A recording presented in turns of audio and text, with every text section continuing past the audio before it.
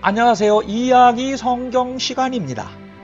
기독론 제7강 예수님의 죽음 십자가입니다.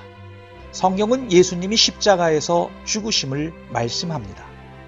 전능하신 하나님이 능치 못하실 일이 하나 있는데 죽으시는 일입니다. 그래서 예수님이 십자가에 죽기 위해 육체를 가지고 오셨다고 히브리서 2장 9절에 말씀합니다. 예수님은 십자가상에서 다 이루었다고 요한복음 19장 30절에 말씀하십니다.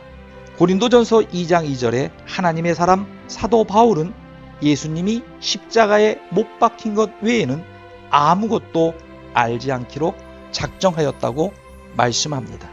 하나님의 사랑의 최고의 절정은 로마서 5장 8절에 예수님의 십자가입니다. 유익에 따라 변하는 인간의 간사함이 아닌 예수님의 순종의 절정도 히브리서 5장 7절 8절의 십자가입니다. 그렇다면 예수님은 왜 죽기 위해 오셨을까요? 그분이 달린 십자가의 의미는 무엇일까요? 첫째, 십자가와 성경의 예언입니다. 에베소 1장 4절에 하나님은 창세전에 구원의 계획을 세우셨습니다. 레위기의 제사법은 예수님이 십자가에 달려 죽으실 것을 상징합니다. 신명기 21장 23절에 나무에 달린 자마다 저주받은 자라는 것은 예수님이 십자가에 달릴 것을 말씀합니다. 민수기 21장 8절에서 9절에는 이스라엘 백성이 광야에서 불뱀에 물려 죽을 때 하나님은 모세에게 장대 놋뱀을 달게 하고 그것을 보는 사람은 살게 하셨습니다. 요한복음 3장 14절에 장대에 달린 놋뱀은 십자가에 달릴 예수님을 말씀합니다. 이사야서 52장, 53장은 예수님이 십자가에서 고난당할 것을 말씀합니다. 이렇게 메시아가 십자가에서 고난당하는 것을 유대인들은 상상도 못했고 말씀을 이해도 못했습니다. 또한 예수님도 마태복음 16장 21절에 십자가에 친히 달려 죽고 3일 후에 부활하실 것을 말씀하셨습니다. 하나님은 역사의 주관자이십니다. 십자가의 사형법은 당시 로마의 사형법입니다. 가장 인간을 잔인하고 고통을 주고 인간의 기억 속에서 없애버리기 위한 사형법입니다. 당시 유대 이스라엘은 로마의 식민지입니다. 로마의 사형법대로 예수님은 로마 총독 빌라도에게 신성 모독이라는 죄명으로 십자가에 처형되었습니다. 역사를 주관하시는 하나님의 놀라운 섭리를 알 수 있습니다. 둘째, 예수님이 십자가에서 이루신 일입니다. 예수님은 죽으실 어떤 죄도 없는 의로우신 분입니다. 잔인하고 끔찍한 십자가에 죽으실 이유는 무엇일까요? 베드로전서 2장 24절의 대속입니다. 십자가에 예수님이 죽으심은 예수님의 죄 때문이 아니고 인류의 죄를 위해 대신 죽으신 것입니다. 하나님은 죄를 미워하십니다. 십자가에 달리신 예수가 미워서가 아니고 인류의 죄를 짊어지신 죄가 십자가만큼 미운 것입니다. 로마서 1장 17절에 하나님의 공의의 만족이십니다.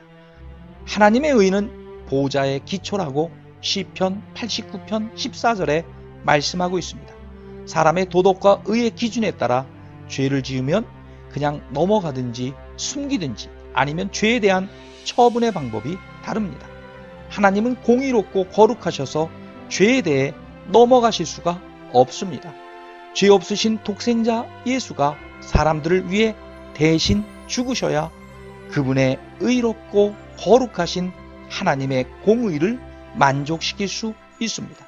갈라디아서 3장 13절의 율법의 요구입니다. 성경은 613가지의 율법을 말씀합니다.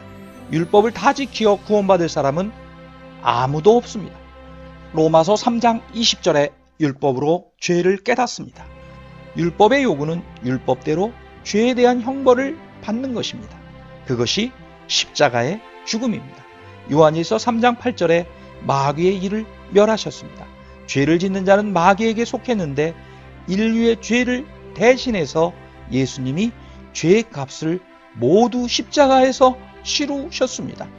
마귀의 소속이 아닌 예수를 믿는 자는 하나님의 자녀가 되었습니다. 셋째, 십자가와 믿음입니다. 구약시대에는 죄를 대속하는 제사가 있었습니다.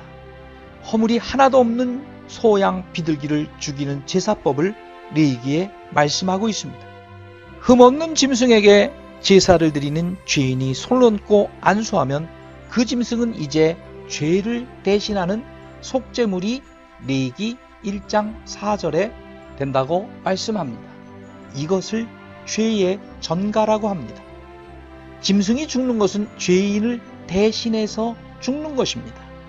십자가에 예수님은 바로 사람들의 죄를 대신해서 죽는 베드로전서 2장 24절의 속죄물이었습니다. 누구든지 하나님의 시퍼렇게 살아계신 눈앞에 죄를 숨길 수도 없고 무서운 죄의 진노와 맹렬한 심판을 피할 사람은 아무도 없고 그 심판을 감당할 사람도 없습니다. 그러면 우리의 죄 때문에 오는 형벌을 어떻게 예수님에게 전가 옮길 수 있을까요? 구약에는 안수하면 죄가 짐승에게 전가 옮겨집니다. 신약에는 로마서 3장 27절에는 믿음이라고 말씀하고 있습니다.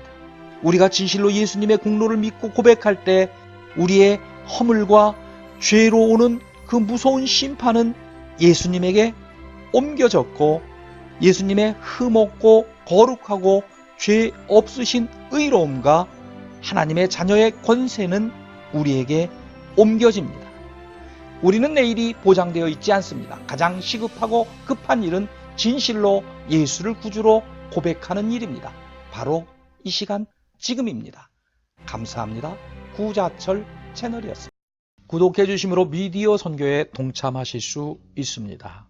구독 방법을 알려드리겠습니다. 카카오톡 유튜브에서 로그인이 안 되실 때 유튜브 채널을 여십니다.